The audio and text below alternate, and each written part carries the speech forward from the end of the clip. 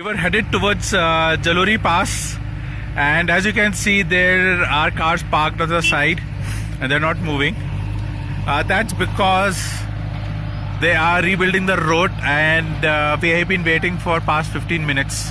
We wanted to do the Sarloskar Lake today itself, but since we are here tomorrow, we thought that we'll do it tomorrow because again it will become a rush. So we'll go back to Jibhi, stay there, explore locally, and come back tomorrow for Sarloskar Lake. Well, this is part and parcel of traveling in the hills. You get roads closed, there are unplanned delays. So this is what has happened today.